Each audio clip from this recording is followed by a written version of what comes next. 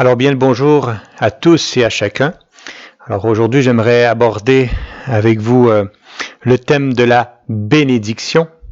Qui d'entre nous ne désire pas être béni par le Seigneur? La bénédiction de Dieu. D'autant plus que dans les psaumes, la bénédiction revient constamment. Et voilà, comme un exemple, je bénirai le Seigneur en tout temps, en tout lieu. Je bénirai le Seigneur en tout temps, matin, midi, soir, pendant la nuit, nous pouvons bénir le Seigneur. Alors peut-être en tout début, bien commencer par donner une petite explication du mot bénédiction, de le définir. Diction veut dire parole, béné veut dire bonne parole, alors bénédiction. Bonne parole, malédiction, ça serait une mauvaise parole. Benedictio, du latin benedicere, dire du bien. Donc recevoir la bénédiction du Seigneur, c'est demander à Dieu de nous dire du bien, de nous faire du bien. Et c'est cela qui est important. On a un Dieu qui veut nous faire du bien, dire du bien sur nous. C'est son grand désir.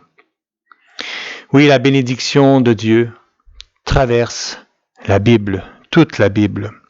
Elle est gratuite. La grâce, une grâce gratuite. Grâce veut dire cadeau immérité. Et il veut faire grâce pour chacun et chacune d'entre nous par sa bénédiction. La bénédiction de Dieu, oui, apparaît tout début de la Bible, où il dit en premier lieu, avec nos premiers parents Adam et Ève, Dieu les bénit et leur dit, soyez féconds, multipliez-vous, remplissez la terre et soumettez-la. Soyez les maîtres des poissons de la mer, des oiseaux du ciel et des oiseaux du ciel, et de tous les animaux qui vont et viennent sur la terre. Oui, la première chose, Dieu les bénit, et après, il leur dit.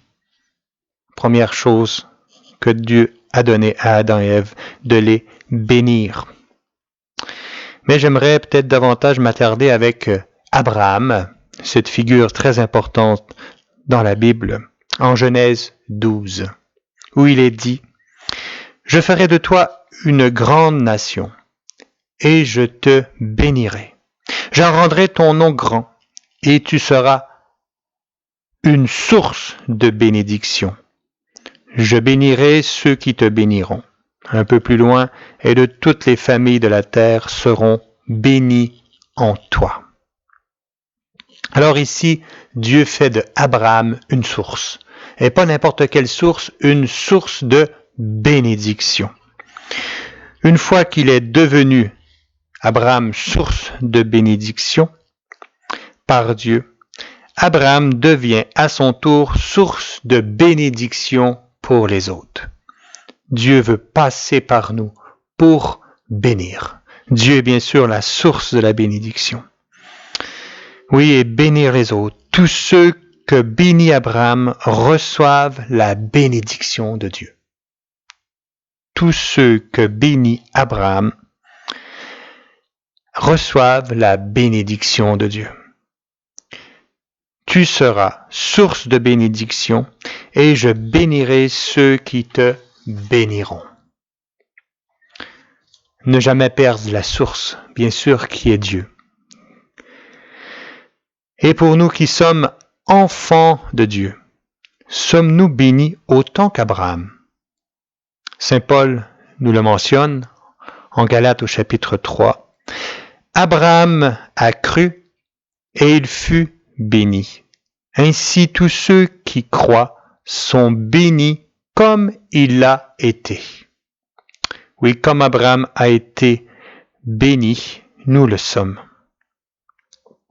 Et même peut-être béni encore plus qu'Abraham dans la lettre aux Éphésiens au chapitre 1 où il est dit « Béni soit Dieu, le Père de notre Seigneur Jésus-Christ, et il nous a bénis et comblés des bénédictions de l'Esprit au ciel dans le Christ. Oui, nous sommes comblés de la bénédiction par le Christ qui est mort et ressuscité pour nous. Si nous savions la puissance de la bénédiction qui nous habite, nous passerions nos journées à bénir tout le monde. La source de bénédiction habite en nos cœurs, dans le temple que nous sommes, le temple de l'Esprit Saint. Jésus nous montre le chemin de la bénédiction. Il a pris le temps de guérir, libérer, bénir les gens qu'il rencontrait. Comme il est dit en Marc au chapitre 10, « Laissez venir à moi les petits-enfants, et ne les empêchez pas, car le royaume de Dieu est pour ceux qui leur ressemblent. Je vous le dis en vérité, quiconque ne recevra pas le royaume de Dieu comme un petit enfant n'y entrera point. » Puis il les prit dans ses bras et les bénit en leur imposant les mains. Il les bénit. Dieu bénissait les enfants. Dieu désire, le Seigneur Jésus, nous bénir. Les mains de Jésus n'ont jamais cessé de faire du bien. Et nous-mêmes, à la suite du Christ, notre bouche, nos mains sont appelées à bénir toujours et partout. Même quand c'est difficile, le Seigneur nous demande de bénir dans des circonstances parfois contraignantes. Comme il est dit en Romains 12, « Demandez la bénédiction de Dieu pour ceux qui vous persécutent. Demandez-lui de les bénir et non de les maudire. » Le Seigneur veut qu'on réponde aux difficultés par la bénédiction.